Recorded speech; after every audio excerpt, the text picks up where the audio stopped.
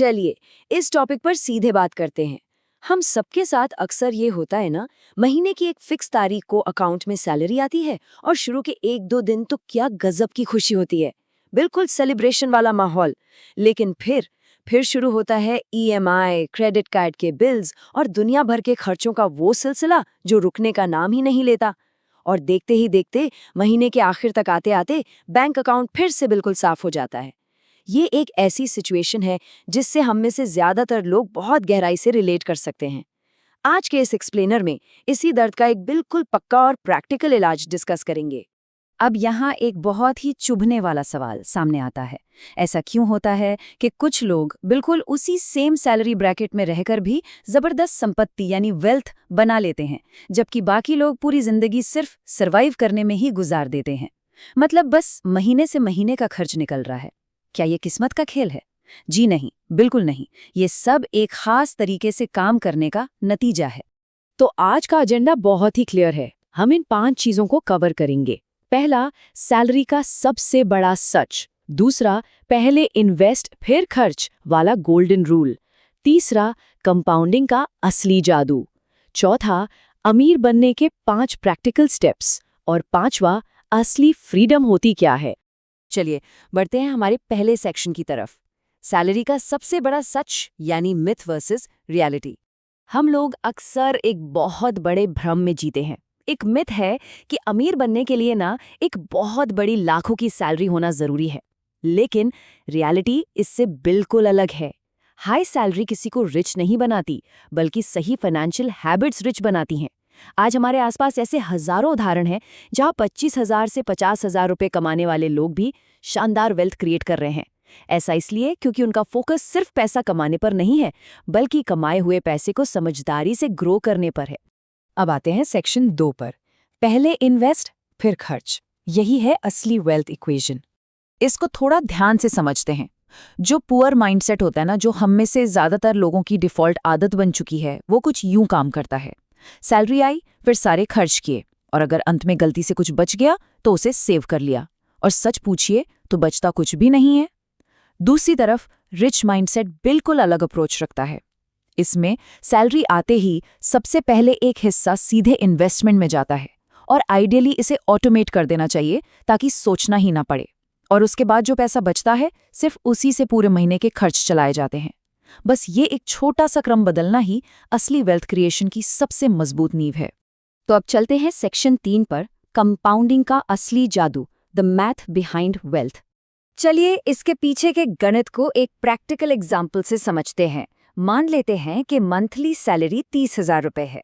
अब अगर invest first वाले रूल के तहत सिर्फ 20% भी अलग किया जाए तो हर महीने 6,000 रुपए बिना किसी बहाने के एसआईपी में जाते हैं। अब 6,000 रुपए सुनने में शायद बहुत बड़ा अमाउंट ना लगे, लेकिन असली गेम पैसों का नहीं बल्कि कंसिस्टेंसी यानी निरंतरता का है।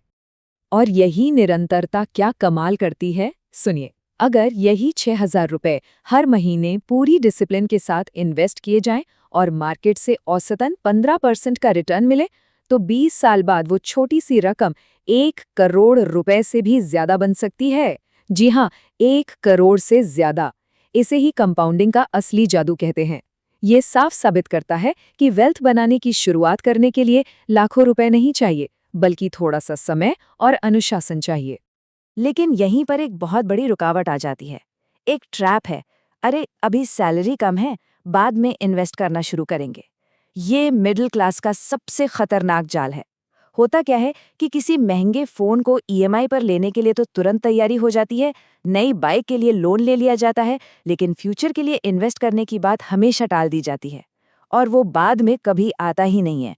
इसका सबसे बड़ा नुकसान ये होता है कि कंपाउंडिंग का जो सबसे बड़ा हथियार है यानी कि समय, वो हाथ से निकल जाता है। तो सारा खेल फोकस शिफ्ट करने का है। पुअर फोकस हमेशा दिखावे पर होता है। दिखावे के चक्कर में अक्सर लाइबिलिटीज खरीद ली जाती हैं, यानी ऐसी चीजें जिनकी कीमत समय के साथ बस गिरती ही जाती है। इसके बिल्कुल उलट असली अमीरी का राज है एसेट्स बिल्ड करना। मतलब अपना पैसा ऐसी जगह लगाना जैसे म्यूचुअल फंड, स्टॉक्स या इंडेक्स फंड्स, जो समय के साथ ग्रो करें और जेब में पैसा डालें। अगर सच में वेल्थ बनानी है ना, तो ये दिखावे वाली आदत को तो बिल्कुल इग्नोर करना ही पड़ेगा। आगे बढ़ते हैं सेक्शन 4 की तरफ, रिच बनने के 5 स्टेप्स। ये हमारी प्रैक्टिकल प्लेबुक है। किसी भी सैलरीड इंसान के लिए ये 5 स्टेप्स फॉलो करना बहुत क्रूशियल है। स्टेप 1, कम से कम 6 महीने के खर्च जितना एक इमरजेंसी फंड बचाकर रखें। स्टेप 2, छोटी रकम से ही सही लेकिन लगातार एसआईपी स्टार्ट करें।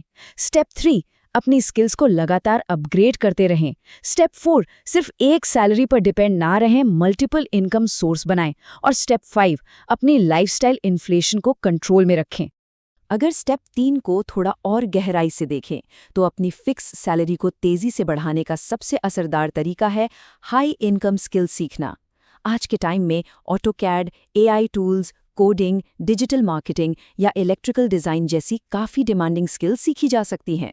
सालों तक बस एक ही रूटीन काम में अटके रहने के बजाय ये नई स्किल्स सैलरी में एक बहुत बड़ा और तेज जंप ला सकती हैं।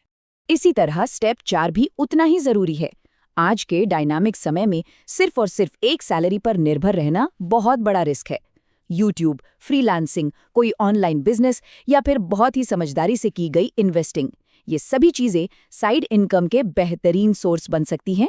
एक एक्स्ट्रा इनकम सोर्स न सिर्फ उस महीने के अंत वाले प्रेशर को कम करता है, बल्कि इन्वेस्टमेंट की स्पीड को सीधा डबल या ट्रिपल कर सकता है। और अब आते हैं सबसे इम्पॉर्टेंट स्टेप 5 पर। अक्सर देखा जाता है कि जब भी सैलरी बढ़ती है या कोई साइड इनकम आने लगती है तो पुअर माइंडसेट तुरंत कहता है, अरे वाह, इनकम बढ़ गई, चलो नया आईफोन ले लेते हैं। इसे ही लाइफस्टाइल इन्फ्लेशन कहते हैं, आमदनी बढ़ते ही अपने खर्चे बढ़ा लेना। लेकिन रिच माइंडसेट बिल्कुल अलग सोचता है। वो कहता है, इनकम बढ़ी है तो चलो इस एक्स्ट्रा पैसे से और ज्यादा इंडेक्स फंड्स या रियल एस्टेट जैसी एसेट्स खरीदते हैं। वेल्थ क्रिएशन के लिए ये बहुत बहुत ज़रूरी है कि एक्स्ट्रा पैसे को लाइफस्टाइल चमकाने पर नहीं, बल्कि अपनी संपत्ति बढ़ाने में लगाया जाए। फाइनली सेक्शन 5, असली फ्रीडम क्या है, the real meaning of wealth. देखिए, वेल्थ का मतलब सिर्फ महंगी महंगी गाड़ियाँ या कोई बहुत लग्जरी लाइफस्टाइल दिखाना बिल्कुल नहीं है। असली वेल्थ वो आज़ादी है, वो सुकून है, जहाँ परिवार की किसी भी ज़रूरत के लिए पैसों की टेंशन ना लेनी पड़े, जब बैंक अकाउंट का बैलेंस रातों की नींद ना उड़ाए, और जब पैसों के लिए काम ना करना पड़े बल्कि पैसा खुद हमारे लिए काम करे।